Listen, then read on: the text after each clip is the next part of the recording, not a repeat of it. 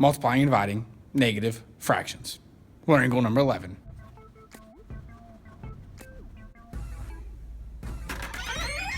All right, here we go. Learning goal number 11, multiplying and dividing negative fractions. Best thing to do right now is just to jump right into an example. We have negative 3/5 times 5/7. So first things first, anytime you are multiplying or dividing, figure out your sign first. You got a negative times a positive. Negative times a positive. Negative times a positive. Opposite signs, you end up with a negative.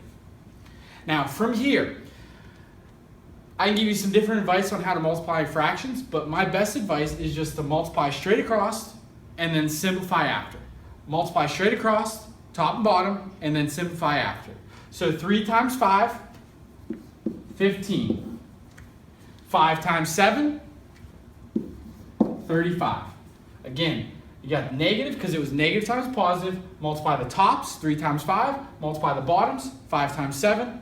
Go from there. We go over here, 15 over 35. We want to look and see what they have in common. 35 and 15 are both divisible by 5. So 5 goes into 15 3 times. 5 goes into 35 7 times. Don't forget your negative. Negative 3/7 is your answer. Now right from the beginning, that's the best advice. Figure out your signs, multiply tops, multiply bottoms, simplify.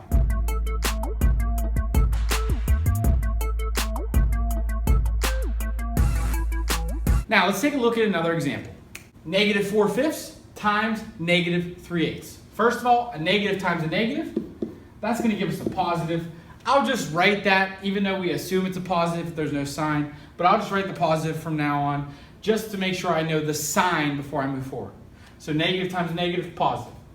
Now multiply the tops, multiply the bottoms. 4 times 3, it's 12. 5 times 8, that's 40. Now from here, we got positive 12 over 40. We want to write that in the simplest form. So now we are just simplifying that fraction. When you're simplifying a fraction, think about the ways you know how to simplify. So to determine if something's divisible by 2, it either ends in 0, 2, 4, 6, or 8. To determine if something's divisible by 3, you add up the digits, and if that number is divisible by 3, the whole number is. If something's divisible by 5, it ends in 5 or 0. If something is divisible by 10, it ends in 0. So those are some tricks to go off of. Looking at this right here, I can tell that right now they're both divisible by 2. 2 goes into 12 6 times. 2 goes into 40 20 times. And I always check to see if it's still divisible or if it can be simplified any further. 6 and 20, both even numbers, both divisible by 2 again. 3 and 10. Notice I didn't carry the positive. I just wrote positive from the beginning just to make sure I knew my sign. And then from there, I just assumed it was positive as I continued on. So 6 over 20, 3 over 10 is your answer here.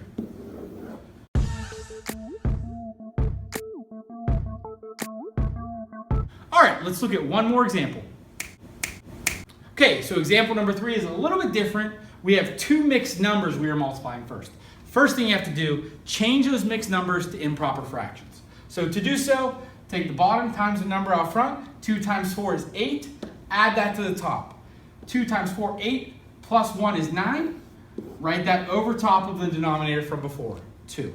2 times 4, 8, plus 1, 9, over 2.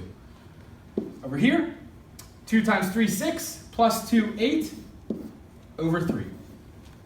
So now we have 2 improper fractions instead of mixed numbers. And again, focus on our sign. Positive times a positive is a positive. 9 times 8, 72. 2 times 3, 6. Okay, now the multiplication is done. Let's go through simplification. 72 and 6 are both divisible by 2. 2 goes into 72 36 times. 2 goes into 6 3 times. 36 and 3 are both divisible by 3. 3 goes into 36 12 times. 3 goes into 3 1 time.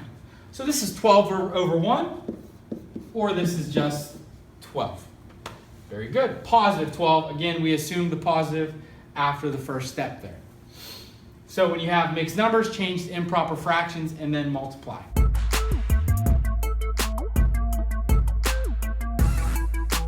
Okay, here are a few problems for you to try on your own.